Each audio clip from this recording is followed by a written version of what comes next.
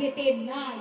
5 জামাই যদি শ্বশুর বাড়িতে যায় সেখানেও শূন্য হাতে যেতে নাই। এটা মহাজনেরা বলেছেন। তুলসী রে, তুই যে বধূর কাছে যাবি শূন্য হাতে কেন যাবি? এই দেখ, গোবিন্দের জন্য একখানি মালা গেঁথেছি, এই মালাখানি লয়ে আমার বধূর কাছে গমন কর।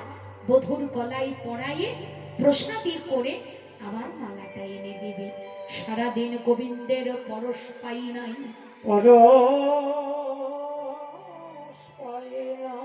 যখন এই প্রসাদী করে মালাটা এনে দিবি আমি আমার গোবিন্দের পরশ পাবো। যাত্রা কর। আচ্ছা শোন তুলসী, আবার কি হলো?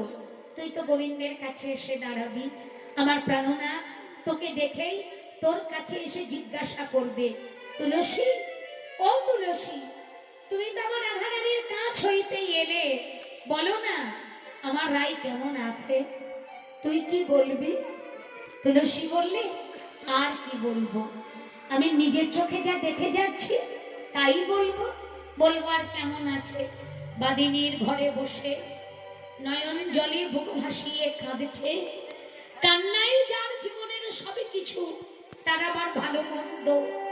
আমি জানতাম তুই যে কথাটাই বলবি, আমি জানতাম। আমি তোর কাছে করজোড়ে বিনয় করে বলি, তুলসী, তুই এ কথাটা বলিস না, আমি বেশ ভালো আছি।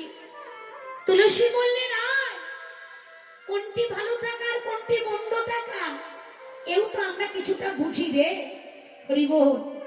শোন, কোন ঘরের বৌমা যদি সকাল থেকে সন্ধ্যা অবধি কাঁদে, প্রতিবেশীরা তারা ভালো করেই জানবে যে এরা বোধহয় এদের বউটাকে খুব একটা ভালো চোখে দেখে না, নইলে বউটা সারাদিন কাঁদবে কেন?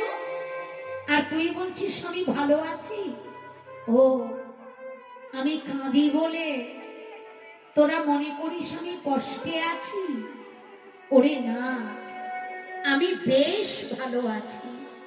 নিতাই ভালো আছি।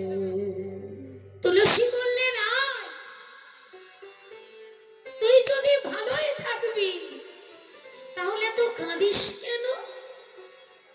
তুলসী, জেনে রাখিস সবসময় কাঁদলেই যে সেটা দুঃখের কান্না হয় তার নয় রে। সুখেও কতজন কাঁদে, সুখে কতজন কাঁদে তুলসী রে। এতদিন তো জানতাম দুঃখেই কাঁদে, তোর কাছে জানছি সুখেও কাঁদে। তবে কে কাঁদে? কেন তুলসী? যারাই আমার গোবিন্দ